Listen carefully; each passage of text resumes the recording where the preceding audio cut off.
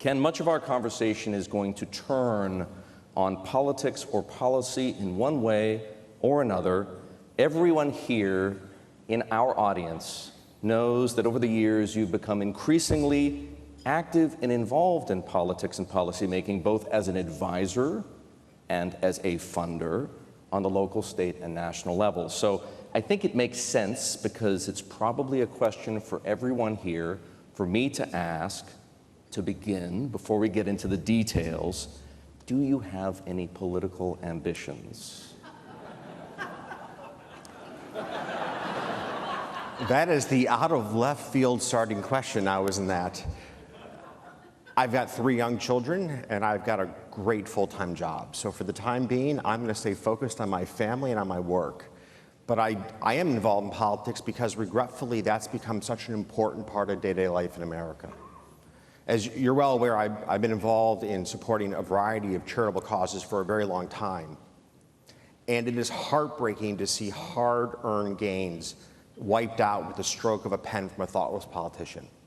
And so I have become more involved in politics over the years because I'm trying to protect the American dream. I'm trying to protect the opportunity that everyone in this country should have to have a great life, a great education, and to have a life well lived.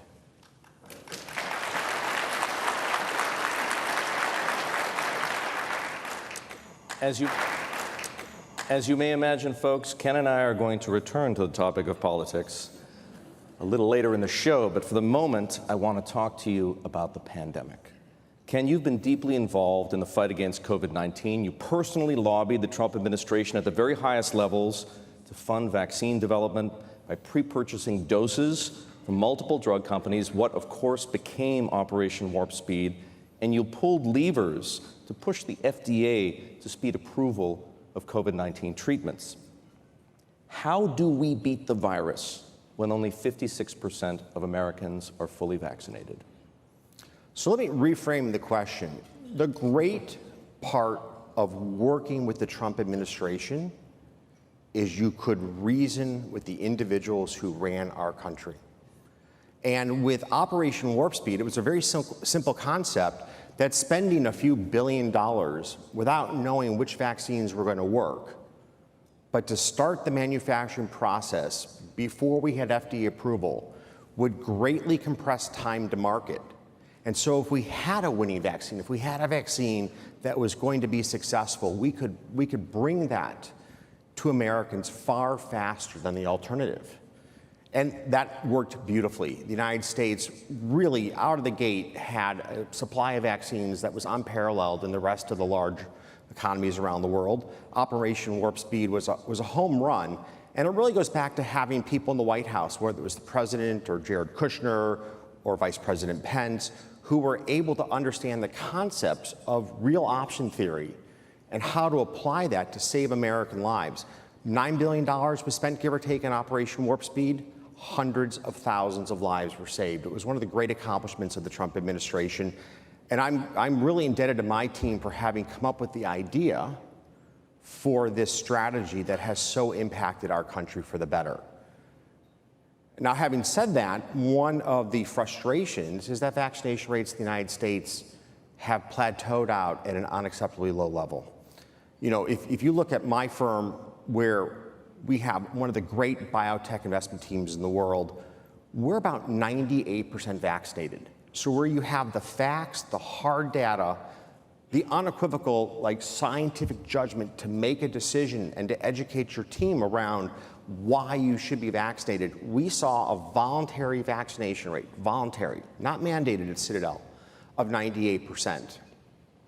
And I think we have fallen short as a country in communicating to our population just how important the vaccines are to change the destiny of this disease if you're infected. You haven't had to impose a vaccine mandate at Citadel, clearly not, if 98 out of 100 of your employees are fully vaccinated. What about everybody else? Do you believe in vaccine mandates? So now that we have FDA approval, we are going to start to face some pretty hard decisions as a country as to whether or not we vaccinate people mandatorily in key jobs. And I think if you're in healthcare, if you're in nursing homes, and if you're in occupations that you're going to touch the lives of others who may be immunocompromised, older in the years, you're going to have to be vaccinated. And then hopefully we'll get an FDA approval, not just an emergency use authorization, but an FDA approval for children in the foreseeable future, which will allow us to mandate vaccines for school-aged children, just as we do for a number of other diseases. This should help to reduce the surface area in which the virus can thrive and reduce the risk of mutations and other impacts that go with the endemic nature of the disease as we face it today. There are people in this room, people watching live around the world who are struggling. They're government leaders and they're struggling with what decision to make.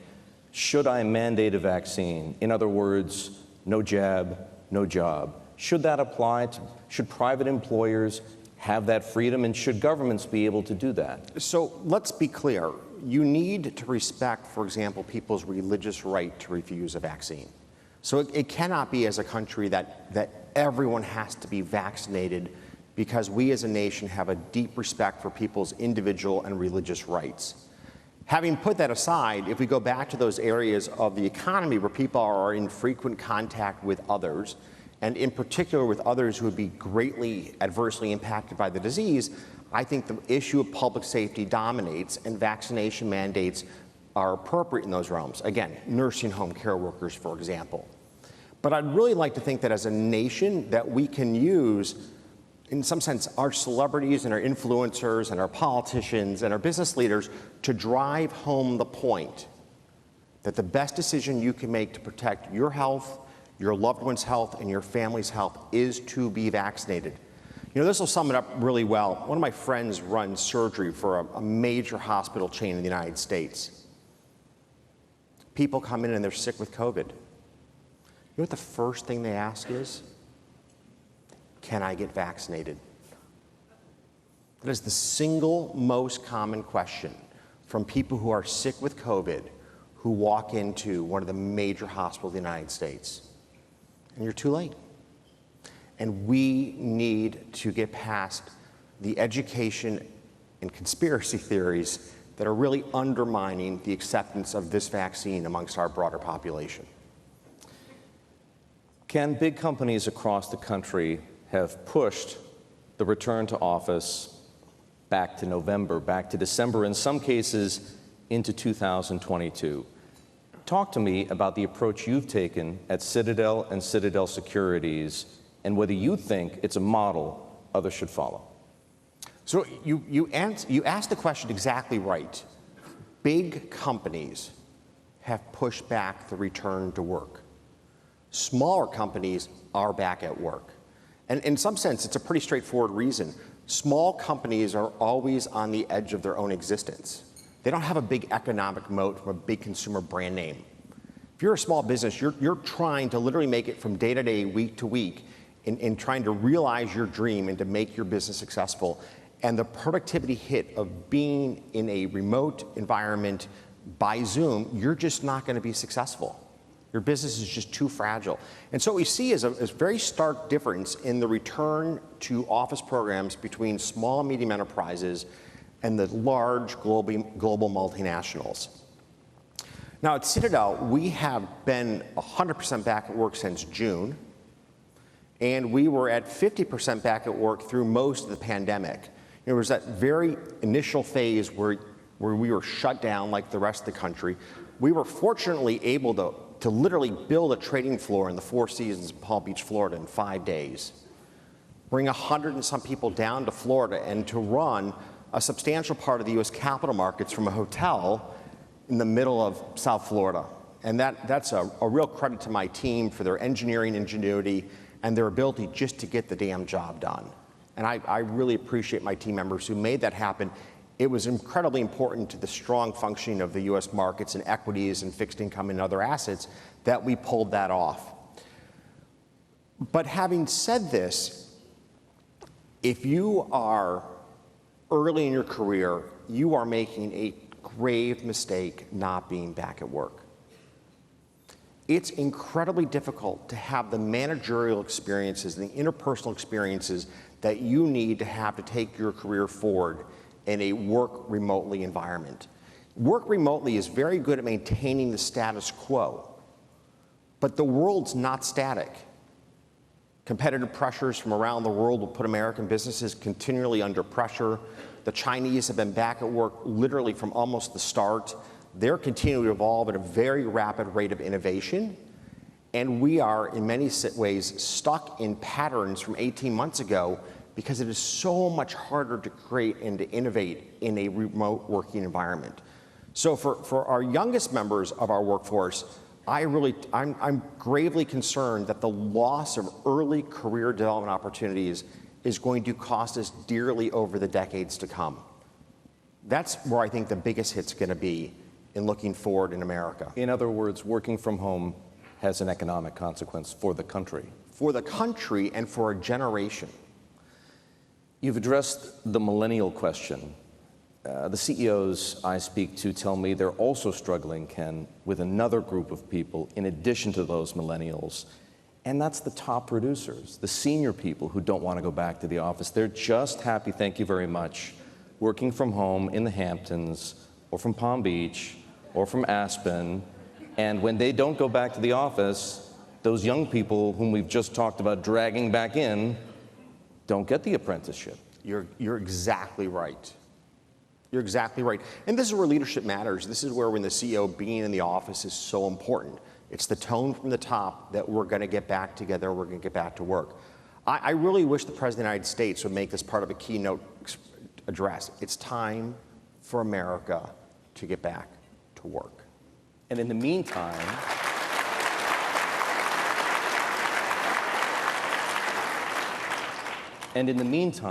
that burden of responsibility falls on corporate leadership and civic leadership to do the same thing? Absolutely. And what's disheartening is when you see some of our corporate leaders like Jamie Dimon really trying to push the return back to work message, the blowback from the popular press.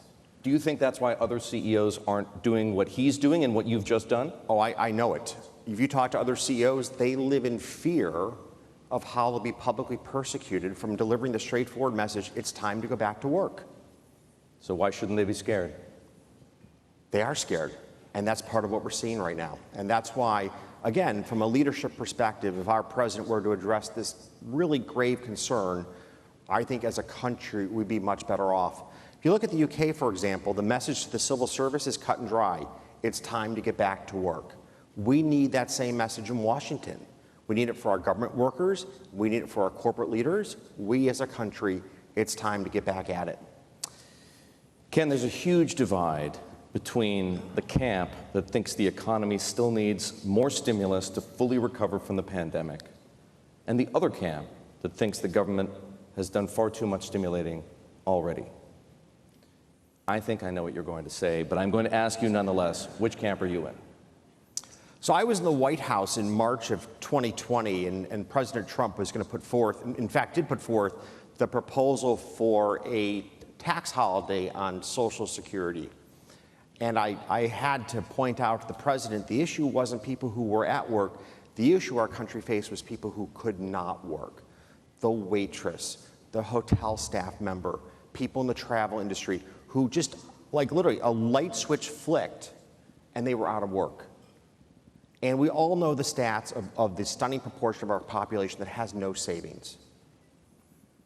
And it's not a pleasant place to be to disagree with President Trump, but I had to drive home the point.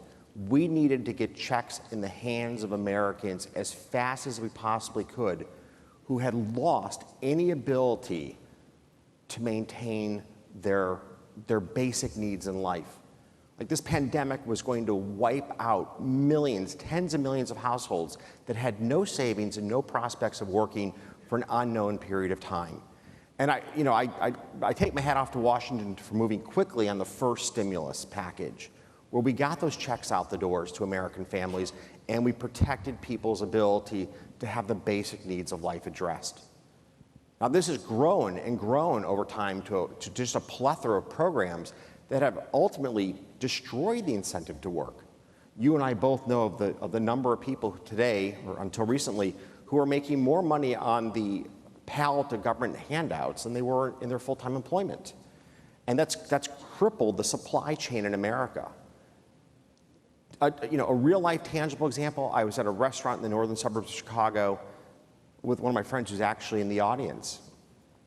And we'd ordered dinner, and the owner came out after an hour, a Hispanic man, incredibly, you could just feel the emotional angst. He's like, I am so sorry that you're having such an awful experience. We hadn't even complained. But he just knew that the things weren't right. And he goes, this should be a great moment for my business. I can't hire people and I can't keep people. And just the anguish in his face was heartbreaking. And that's what so many small businesses are facing today in America. It's so hard to find people to come back to work, to do the jobs that we need to have done, whether it's working in the energy industries, it's delivering products and packages, it's being in manufacturing facilities, making goods and services. We're struggling to find, we have 11 million open jobs in America. We're struggling to find people willing to do them. How does that get fixed, Ken? Is it simply a matter of turning off the fiscal tap and turning off the monetary tap?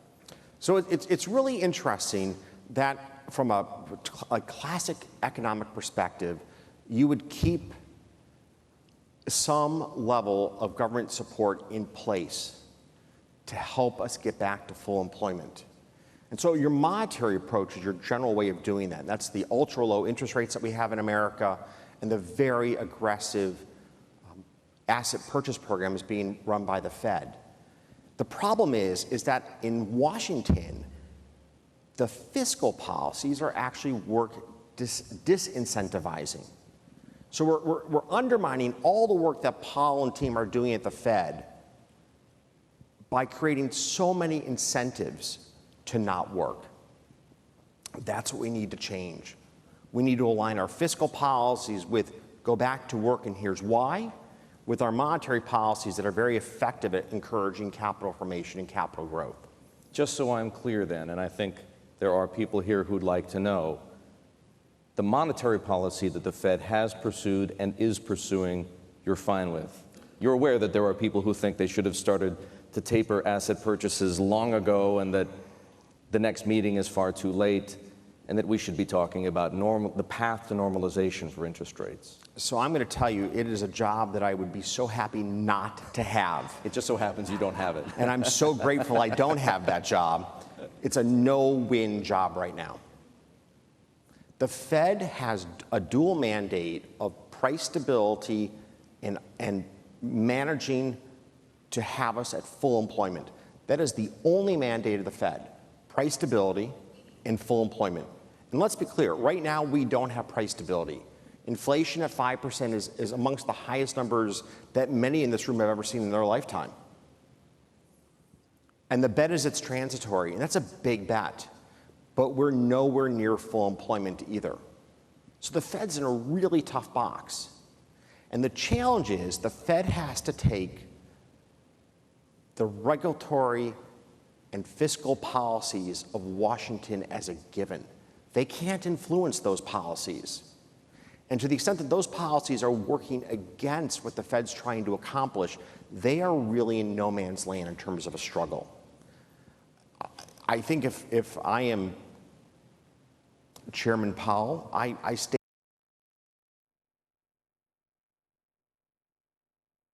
They are really in no man's land in terms of a struggle.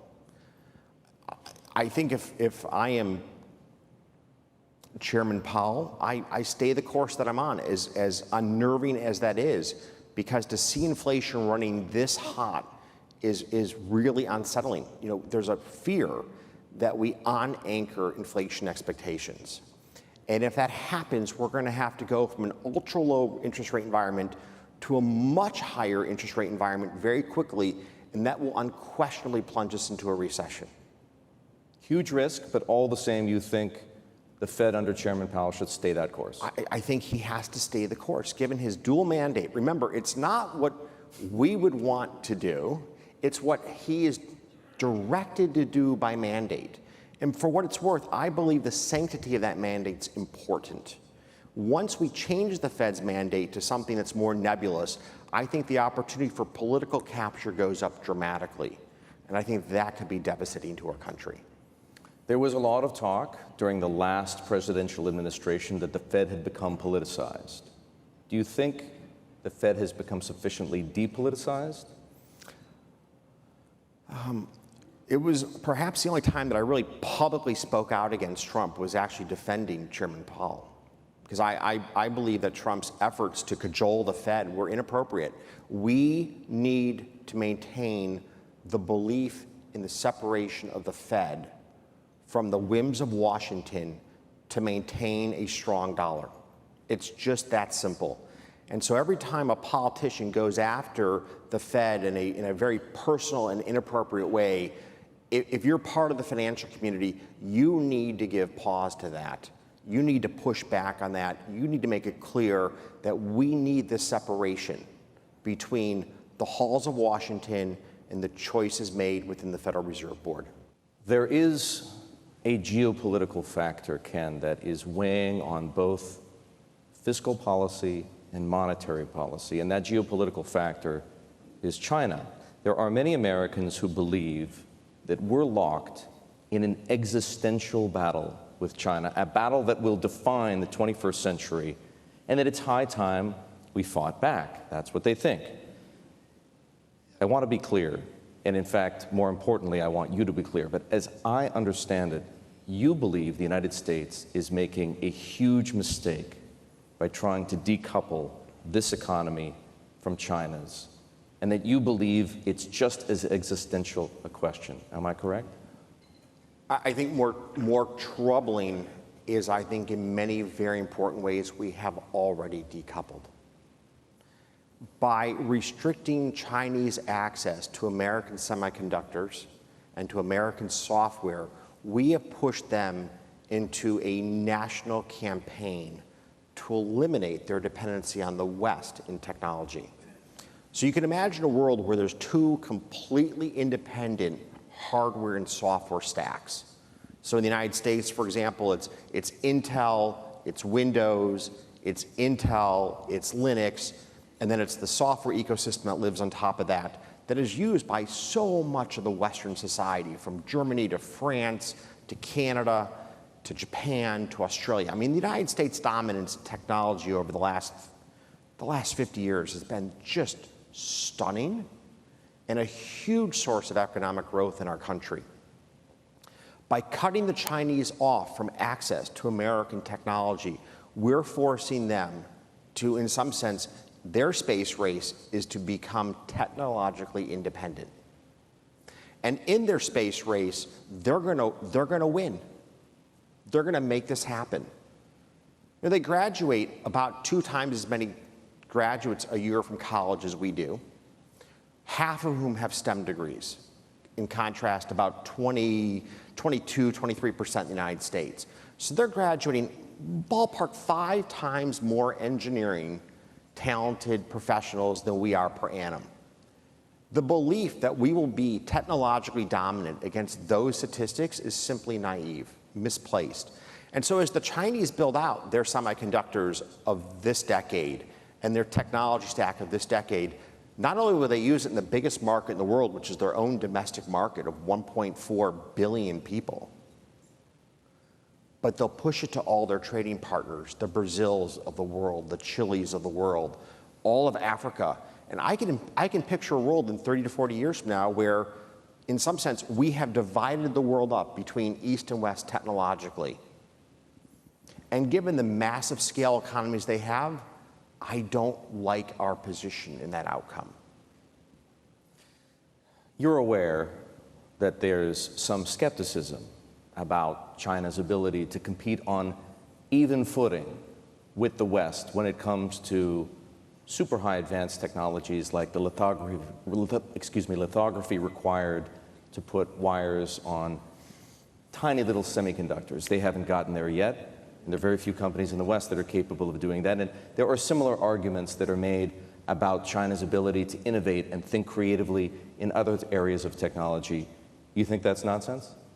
I think it's nonsense. In fact, I don't think I can just demonstrate it. The world's leading country in semiconductors is perhaps Taiwan. Now, China will argue it's part of China, so you have an interesting quagmire right there. But TSMC is unquestionably one of the world's greatest manufacturers of semiconductors. Now, they don't have the entire solution. They still buy a variety of equipment from around the world, but talk about being a powerhouse. You know, AMD's chip, which right now is the dominant chip in the Intel-AMD war, is made by TSMC. It's made by TSMC. And going back to my point earlier, China views Taiwan as part of China. There's no way they will be technologically impotent compared to America over the next 20 years.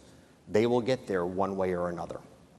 Ken, what do you say to Americans who are angry that engagement with China until now has been on China's terms?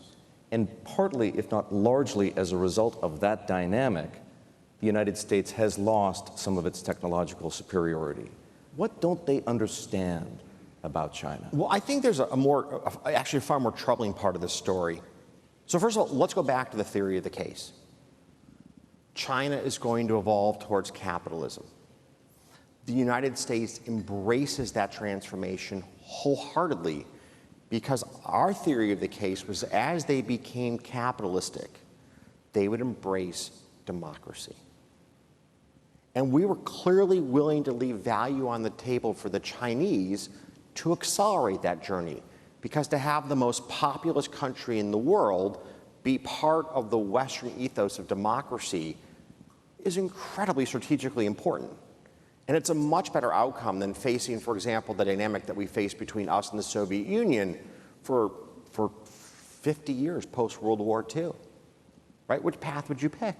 You want to bring them into our sphere of thought, and our belief was that them becoming capitalists would inevitably bring them into being a democracy. When we wrote the rules of the road with them, we did it with this mindset of making that happen. Now, let's take a step back. Unquestionably, the American consumers writ large won huge. China became a huge source of goods that we consume in the United States at an incredibly low cost. I mean, a giant consumer windfall for Americans. You walk into Walmart, I mean, just flip everything over, made in China, made in China, made in China. The challenge that we underestimated was how devastating this was going to be to small towns that would have a single factory that would shut down as its manufacturing was moved to China. That was the giant policy error that I think we all underappreciated. Wasn't how it was going to impact New York City or Chicago or LA, but how it was going to impact a small town in upstate New York or Michigan or in Ohio who lost jobs that would never be replaced to China. That was a terrible policy miscalculation, not done in bad faith, but we didn't have the training or the relocation strategies to help people get back on their feet. And so a substantial number of Americans really felt the brunt of this policy in a way that was not appreciated, I think, in the halls of Washington again or by economists at the time. And we've been slow as a nation to respond to that. So, you're willing to bet, you just said it a few moments ago, on China's ability and China's will to compete. Are you willing to bet on America's ability and will to compete? We need to get back to our core values if we're going to win. What does that mean? That means that our children in school need to be taught the virtues of competition and of winning. They need to be taught the virtue of earned success. It can't be that every time a race is won, there's 2 gold medal winners.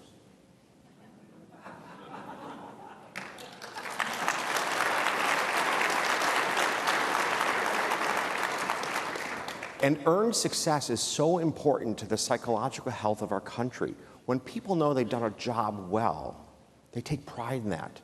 They derive psychological value from that. You know, if you look at the United States, amongst our children, 1 in 10 suffer from severe depression. I mean, it's incomprehensible to me that 1 in 10 children in our country are severely depressed. And this, I think, traces back to a loss of meaning in life.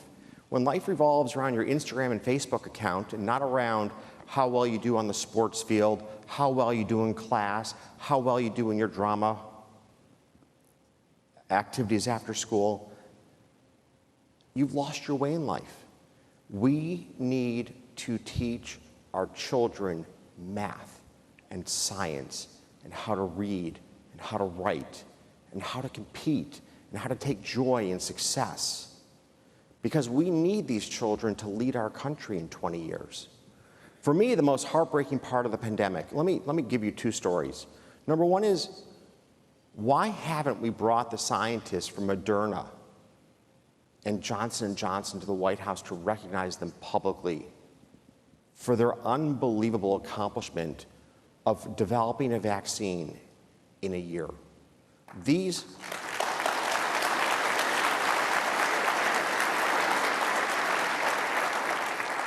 men and women are the heroes of our lifetime, and yet they're nameless to everybody in this room for all intents and purposes. But they're the heroes of our lifetime.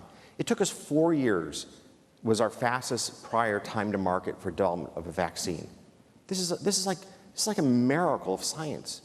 And yet there are no heroes amongst this group. There are no people that our children are looking up to saying, I want to be like her. I want to make that happen one day. That's not happening. And at the same time, this is a nation, we won World War II because we outproduced the Germans. We produced more planes, more tanks, more ships, more artillery than one could ever have imagined up front to win World War II. I mean, it grossly understates the sacrifice of life and minimizes the bravery of those who fought for us in both the Pacific and in Europe. But a big part of the success story of America in World War II was the men and women who went to work in our factories to arm our military to win. Why do I talk about this? We couldn't make ventilators. We couldn't make ventilators. I don't know what our heroes of World War II would say about a country that in 60 years lost its management capability and block and tackle execution skills to make ventilators. Ken, part of what you attribute this lack of competitiveness to is functional.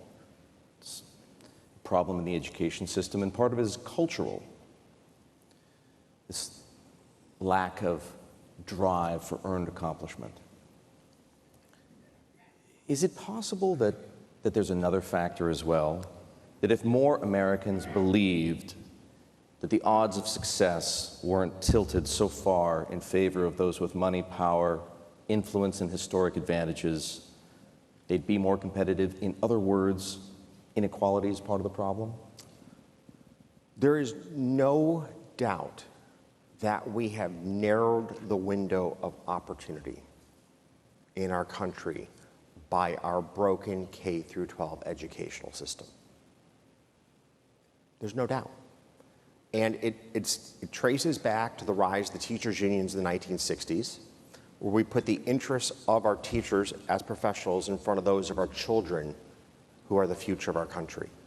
And to be clear, I was at my high school class reunion a few weeks ago, largely to pay tribute to one of my teachers who was so important in my life, who was able to attend us and celebrate his birthday with us.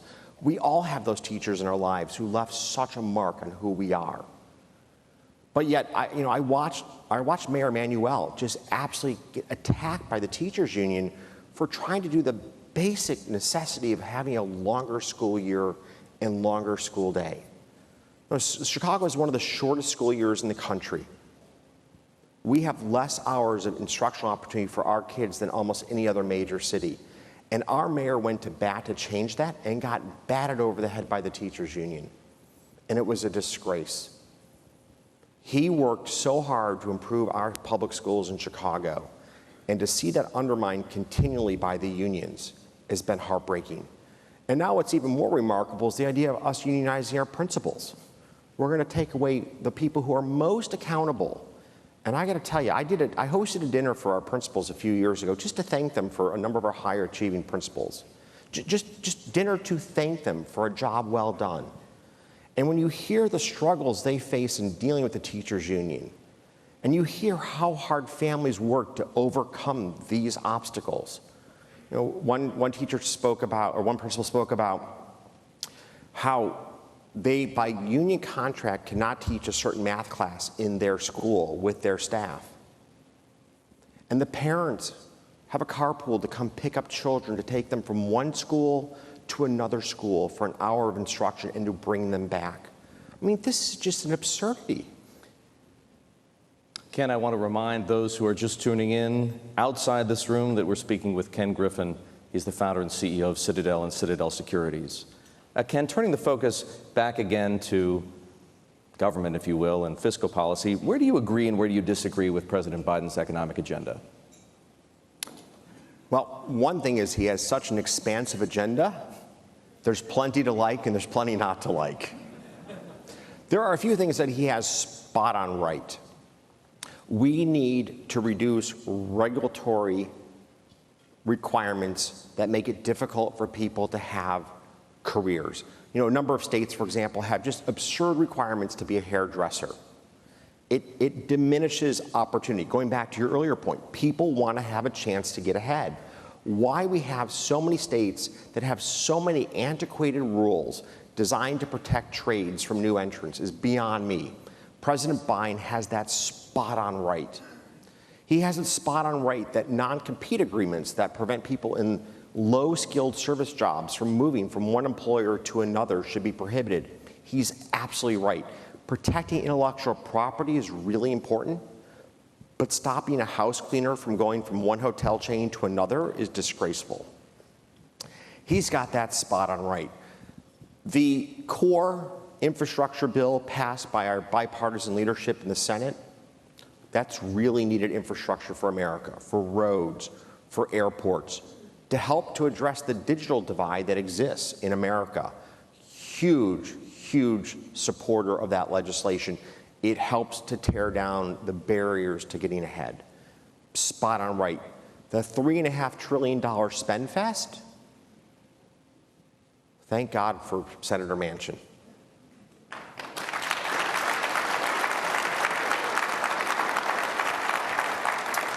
And he's spot on right. We are not in a position to be taking on crippling debt at the end of an era of taking on crippling debt. To engage in just an absolute, there's not like a portfolio of pork belly spending unlike any we've seen before. You know, here, this sums it up. We can debate EVs and their impact on climate, but if we're going to agree that electric vehicles are good for climate change, then I don't see why one vehicle is better than the other. But they want to have a subsidy for electric vehicles made in America in unionized plants, but not plants that are not unionized. This is really an incredibly partisan and, in my opinion, corrupt piece of legislation. And I give Manchin credit for having sworn, he says in his op-ed, I swore an allegiance to the nation and the fidelity of its constitution, not to a political party. I wish we saw more people in Washington who understood when elected to office, America comes first.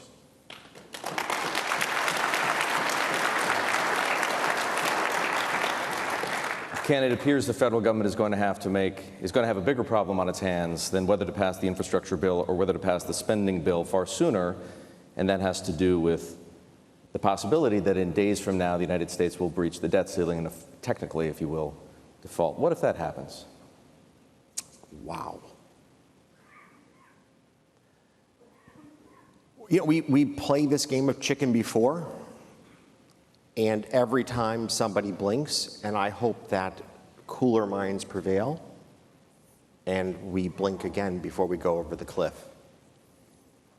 I do think the Democrats have a responsibility to push the solution to this problem forward. It's their profligate spending that is causing so much unrest within the moderates of their party across the Republican flank. they need, if they're going to try to push a $3.5 trillion spending bill, they should be pushing, first and foremost, the solution to the debt ceiling issue. They've got to give on this front. Not the Republicans, not Senator McConnell. Look, I think Senator McConnell's in a really tough spot to be put, like, you're supposed to sign off on a spending bill that not one member of your party approves of. This is where we need compromise. And both sides need to come to the table to compromise, and one side's not even at the table right now. Ken, a few questions for you about the markets in which your companies operate. Citadel Securities is at the center of the debate over so-called payment for order flow, or buying the right to execute buy and sell orders from brokerages such as Robinhood or Charles Schwab. And it's one of the reasons that you had to testify before Congress over the GameStop situation earlier this year. To those uninitiated, payment for order flow is why retail investors can effectively trade for free. But critics argue that there's nothing free about it, and the hidden costs of why firms like yours are making so much money, hidden costs, excuse me, are the reason firms like yours are making so much money as market makers. I'm not going to get into that debate over whether it is beneficial or whether it's not beneficial. We can litigate that elsewhere. But there is, Ken, a renewed interest in Washington in regulating payment for order flow. And I'd like to know what's at stake for Citadel Securities if payment for order flow were banned. Let us hope that in Washington we maintain the status quo, that brokerage firms have a duty to secure the best execution they can for their customers. That's the basis on which we compete. That's the basis on which we win. Now, let's take a step back. Payment for order flow is a cost to me. So if you're going to tell me that by regulatory fiat that one of my major items of expense disappears, I'm okay with that. You would be quite fine if payment for order flow were to disappear tomorrow. At 100,000 feet, I'm quite fine with that. So long as we leave the standard that execution quality is how orders should be allocated amongst market centers. Now, having said that, I think that the diminution of participation in our capital markets from the reintroduction of commissions would be a huge loss. I hat off to the team at Schwab, which is now Schwab Ameritrade or E-Trade or Robinhood, for really democratizing finance in America. It hasn't all been good, but it's been really good in broad strokes. And free trading has been a big part of the story. The cost of trading has come down dramatically since I was in college. I used to spend $20 or $30 a trade. Now you can trade for free. And work by firms like Citadel Securities made that a reality. So from my vantage point, we want to hold on to this democratization of finance that's taken place. If payment for order flow helps to maintain that as a reality, I think that's good for everybody. But from my vantage point, having one of my major cost lines eliminated, I'm going to be a winner in that scenario. So I find this to be a very curious debate that we're seeing unfold in Washington, because as I testified, all I want to know is what are the rules of the road. If I have to drive on the left, I'll drive on the left. If I have to drive on the right, I'll drive on the right. Just tell me how you want me to drive. Others would love to know what you think about crypto. Cryptocurrencies have become a $2 trillion market. And a number of other big trading firms, including those in this town, such as DRW and Jump Trading, are making a big push into crypto. Do you believe in crypto? And even if you don't, Ken, should your businesses be active investors or traders in crypto anyway? That is a great question. So first and foremost, I wish all this passion and energy that went into crypto was directed towards making the United States stronger.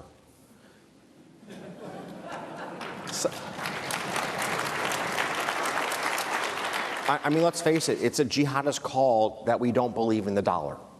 I mean, what a crazy concept this is, that we as a country embrace so many bright, young, talented people to come up with a replacement for our reserve currency, which helps to make our standard of living a reality and accrues incredible benefits back to our country.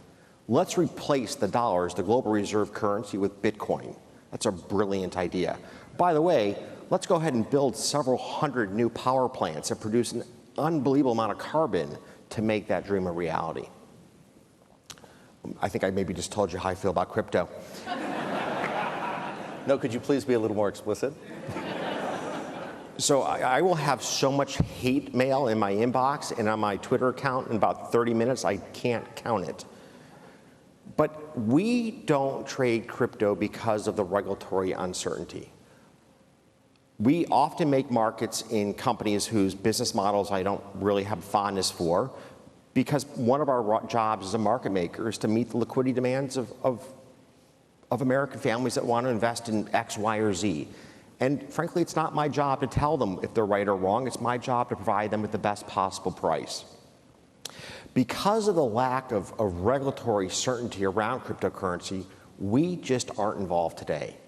And I really believe that Chairperson Gensler is spot on the need to have thoughtful regulation around cryptocurrency. I actually think that doing so will make it a smaller market because it'll become a far more competitive market when there's regulatory clarity. And that will be good. A smaller market, less people involved who are frankly just trying to make a quick buck. And whatever the virtues are of that product, and I think those are pretty nebulous, will become very different in a world of competitive exchanges and competitive pricing by tier one market makers willing to put their best foot forward. So I really believe that Chairperson Gensler is spot on the need for regulation. And the SEC has got a solid history of writing good regulatory policy. To be clear, though, if it were regulated, you would trade it? I would trade it because it would meet the needs of our online brokerage partners who want to have a tier one firm making prices. I mean, part of the reason that we are so significant in retail market making is our incredibly high reliability. We're there every day and every minute of every day. And we provide a great service every day and every minute of every day. And they want us to provide pricing in crypto. I just don't want to take on the regulatory risk in this regulatory void that some of my contemporaries are willing to take on. Ken, when you last spoke here at the Economic Club of Chicago in 2013, you described this as a city and state, and I'm quoting you directly, with broken schools, bankrupt pensions, rising crime, a declining tax base, and public corruption. Here we are. It's 2021, 8 years later. How's Chicago doing? Better or worse?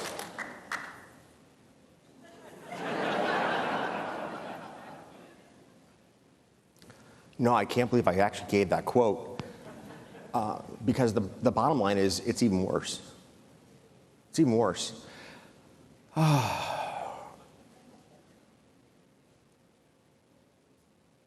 Since I last spoke in 2013, 25,000 of my fellow Chicagoans have been shot.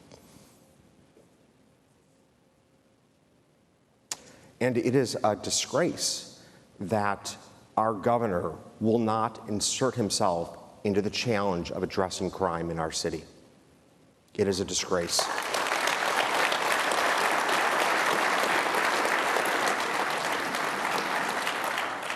I was on a call with him back in the height of the civil unrest and arguing with him to declare a state of emergency to deploy the National Guard.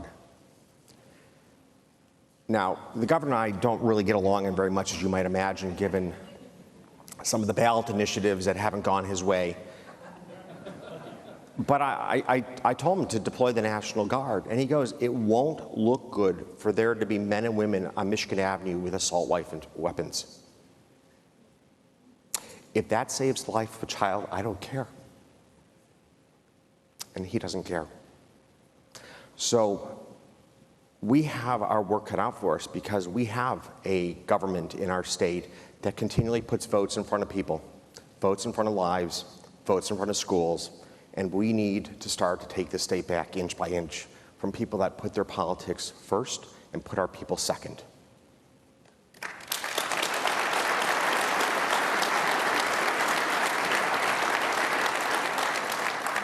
And I definitely will not be getting a fruit basket this year.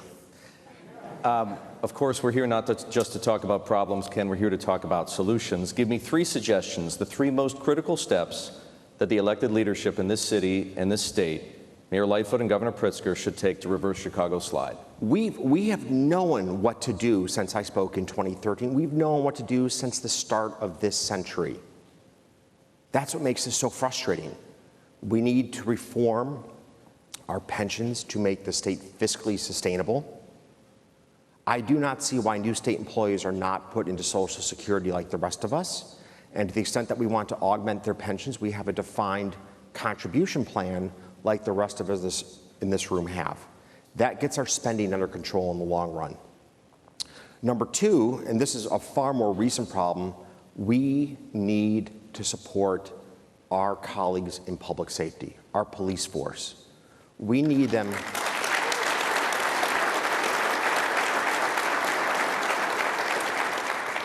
We need our police officers to know that they are also entitled to the benefits of being an American citizen, that you are innocent until proven guilty. It's incredibly hard to do your job as a police officer if the moment you have to protect yourself, you have to wonder, will you go to jail? Will you lose your job? Will you be publicly persecuted and humiliated before any of the facts come forth? And that's where you are as a Chicago police officer today, and it's just wrong. Now, this is no excuse for the acts of police brutality that have taken place in our city and across the country. But we need our police officers who have our backs on the street to feel like we have their backs in doing their job. And third is we need to fix our schools. I spoke about it earlier. Chicago continues to have a very short school day, a very short school year. And we now have children who have lost a full year of learning due to the pandemic. And there's no real plan to put them back on track. And we need to deal with that issue, and we need to deal with it here and now. Ken, at the risk of being blunt, why are you still here in Chicago? And why are Citadel and Citadel Securities still here in Chicago? We aren't as here in Chicago as we were as much in 2013. We now have well over 1,000 people in New York. It's become the center point for our hedge fund. It's becoming ever more difficult to have this as our global headquarters, a city which has so much violence. I mean, Chicago's like Afghanistan on a good day. And that's a problem. You just mentioned New York. I mean, I'll put this in black and white. I probably had 25 bullet shots in the glass window of the retail space in the building I live in. They tried to carjack the security detail that sits outside my house. That didn't go so well for the carjacker, but it just tells you like how deep crime runs in this city. There is nowhere where you can feel safe today walking home at 9:30 at night. And you worry about your kids going to and from school. That's no way for our city to exist. And it's really hard to recruit people to Chicago when they read the headlines, they know the facts. I can't look people in the eye like I did 20 years ago. 20 years ago, this is a great place to raise a family. This is a great place to call home. And I could say that with a genuineness that resonated with people, and they would bring their wives and children here, or their husbands, as the case may be. I can't give that same speech today. I can't in good conscience. So for how much longer is this the global headquarters for Citadel? It's probably measured in years, not decades, if we don't change course. You mentioned the jobs you created in New York. And that's because, I presume, New York offered something of an antidote to the dysfunction you've just described in Chicago. Do you still believe as strongly that New York is the antidote?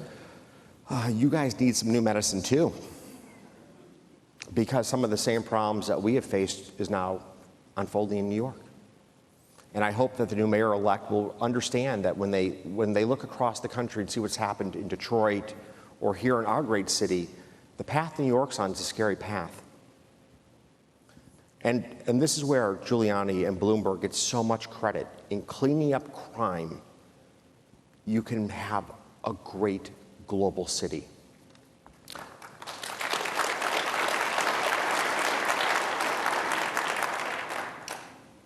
This may be the same question asked two ways. Where are business conditions in this country best? And where are you doing most of your hiring today? Those are two very different questions. So business conditions in this country are definitively far stronger across most of the Sun Belt states. Less regulation, less taxes, a workforce that generally is very much of the ethos of, I'm here to earn it. The northern cities still have a phenomenal advantage. In Chicago, it's called University of Chicago. It's Northwestern. In New York, it's Columbia. It's Yale. In Boston, it's Harvard. Our great universities are epicenters of success, the Silicon Valley and Stanford. And those schools anchor our great northern cities. The South doesn't have that yet writ large.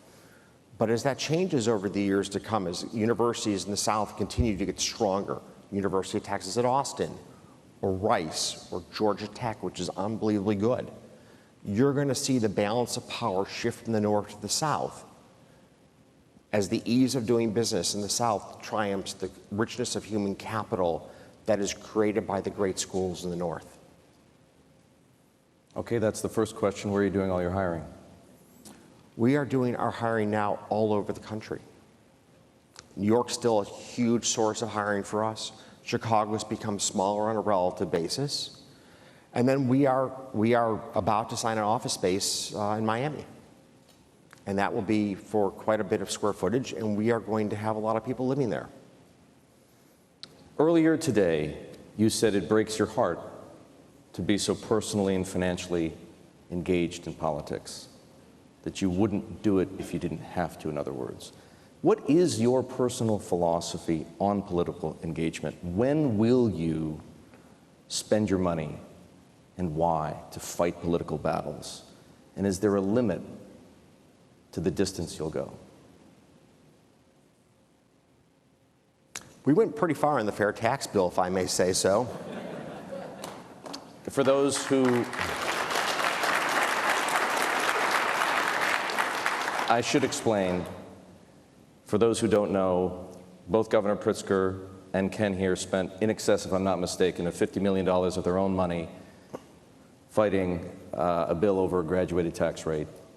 And the proposal was defeated, which is to say you and your allies in that respect were victorious. We resoundingly defeated the governor, and we did for one simple reason. And resounding is the right choice of words, too. He's not coming for just the rich, he's coming for everybody.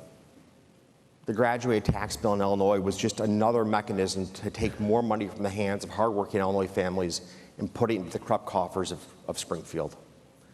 And I know every person in this room would sign up for higher taxes if it meant reform of our pension plans and an end to corruption. I know every person in this room would agree with that.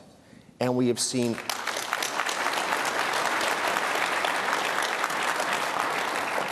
and I met with the governor on this very issue, and he talked about taking $50 million out of the IT budget. $50 million in a state that has a $240 billion problem. He lives in a different reality. I mean, if you look at this state, Exelon just got a $700 million bailout for its nuclear fleet, having admitted it was engaged in corruption just a few months ago. There is no ends to the amount of corruption that takes place in Illinois, and it loses the credibility of Springfield and of the House of the governor. So Illinois has to put its house in order, and we've got to do it quickly, because every single day that slips through our fingers, the liabilities get bigger and the ability to change course gets smaller. And I really hope, and this is what kills me, J.B. Pritzker, Governor Pritzker, understands the math. He understands the issues. I can't believe he won't actually use the stunning amount of political capital he had to fix the problem. The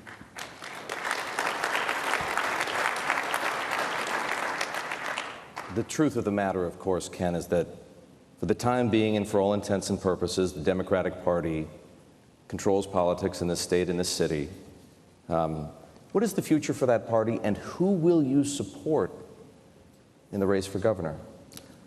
So that's unclear at this point in time. We're at the early days of the race. And to be clear, the Democrats have had, Rahm Emanuel in his office had 4 photos from his days in the White House administration.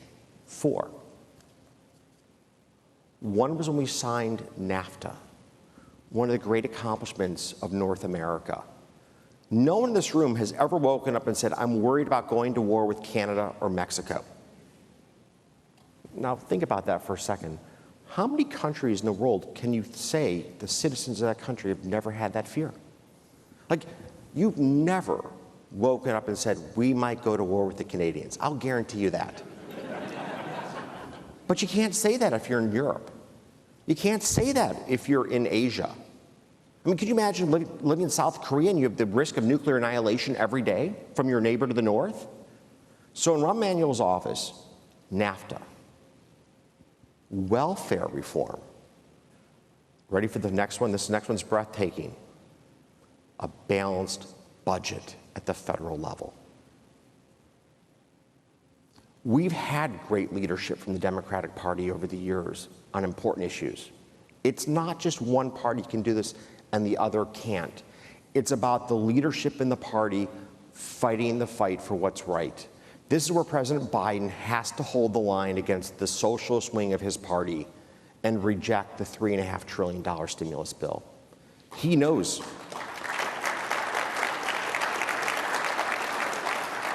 He knows that's the right thing to do. And so I've supported people from both parties in races across the country, Democrats and Republicans. I don't care about the sticker on your back. I care about how you're going to play on the field and what you're going to stand for as a politician. Ken, you spoke favorably about your interactions with the Trump administration and recalled the one time in which you spoke out publicly against the president.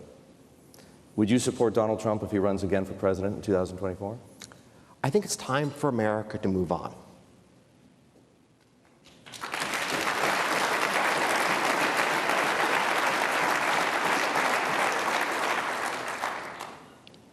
The 4 years under President Trump were so pointlessly divisive, it was not constructive for our country. And I never actually financially supported the president. He called my office, or not he, but one of his fundraisers did, one of his very senior fundraisers who I knew. And I opened with, I grew up in South Florida. And I found it incredibly offensive as attacks on the Hispanic community. Because in South Florida, when you grow up there, those are the people that build your houses, they serve your food at restaurants, and they were my teammates on the soccer field. And I was so appalled by his willingness to play identity politics that I was never willing to support him.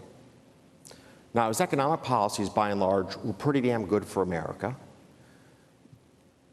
But his willingness to attack people on the basis of where they came from or the color of their skin was completely inappropriate, and we need to put that chapter in American history behind us.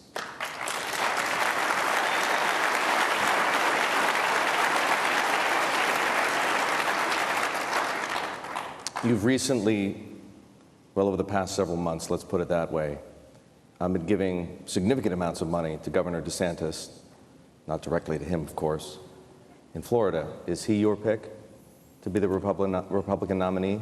We'll see how Governor DeSantis traverses the next year as governor before we'll come to a conclusion. Out of the gate, he did an incredible job of protecting the retirees in South Florida, or all Florida, from COVID. I mean, just knocked the ball out of the park. And what amazed me was how much praise Cuomo got in New York for managing the pandemic, and how much DeSantis was attacked. And I think the record bears it out that in the early days of the pandemic, the team in Florida did a great job of protecting our most vulnerable. Just a great job. I've been frustrated, and we have been very clear in this frustration. I've been frustrated with his position on masks because it has overshadowed his messaging on vaccinations.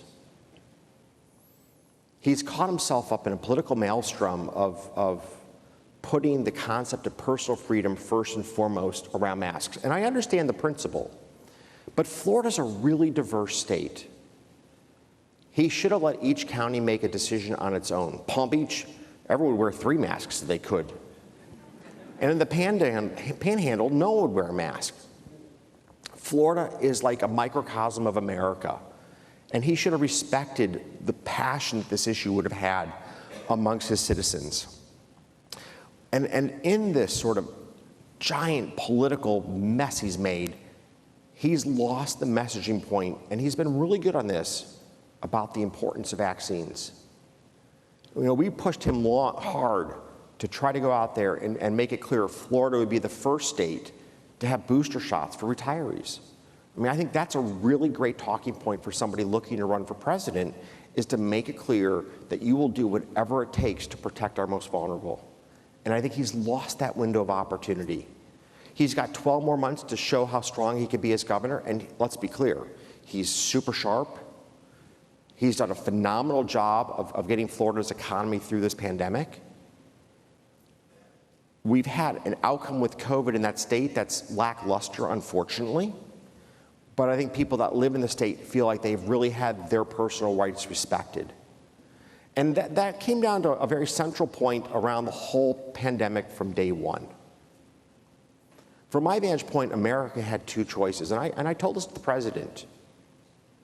We can declare war on the virus like they did in South Korea, and we can do whatever it takes to contain it, like they did in South Korea or Taiwan or Israel.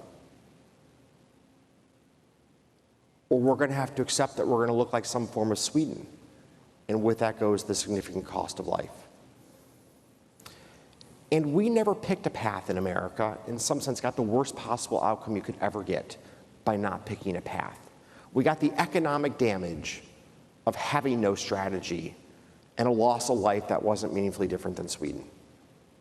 But holistically, our country wasn't willing to declare war against COVID-19. One of the areas that we funded right out of the gate was for contact tracing for cell phones to mirror what they were doing in South Korea. And the pushback from big tech was like getting slammed by a tidal wave. It doesn't fit the marketing motto of privacy. Marketing motto, for God's sake, like we are being attacked by a virus that is going to kill hundreds of thousands of Americans, and you're worried about your marketing motto? The country lost this battle in the first attack when we weren't willing to do what it took to shut down America, to truly contain COVID-19, and then to get back on our feet. And we've all paid just a catastrophic price as a result.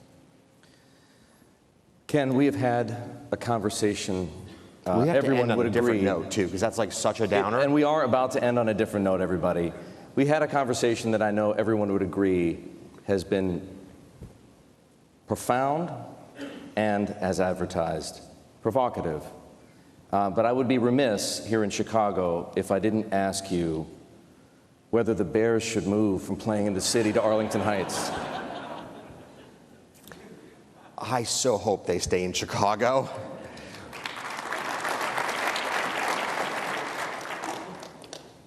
I see it as I lose my friends one by one from this great city.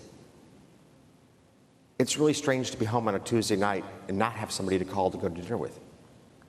But that's the reality that I live in. I can't tell you how many of my friends are now holding in their wallets licenses from Florida, from Colorado, from Wyoming, from all over the country other than Chicago. And the combination of crime and a state tax that's incredibly higher than most states, people just don't want to call this home as they get older. And so not only are we losing a generation, and a really important generation of business leaders, we're losing the wisdom that goes with that community. And that wisdom is not just in the form of mentoring young professionals. And in this room is Andy McKenna. And I remember when I was in my 30s, Andy took me out to lunch. I'd never met him, to talk to me about the rich heritage of this city, where the baton is passed from one generation to another in terms of civic responsibility and duty. It was an incredibly touching gesture and moment. And he made it really clear that as an up-and-coming business leader, there are high expectations of how you will impact the city we live in. But as we lose our fellow Chicagoans like Andy McKenna to other places in this country, we lose that ethos of what has made Chicago such an incredible success story. And I'm gravely concerned about that. You cannot replace the wisdom that they impart on the people that follow behind them. Ladies and gentlemen, Ken Griffin.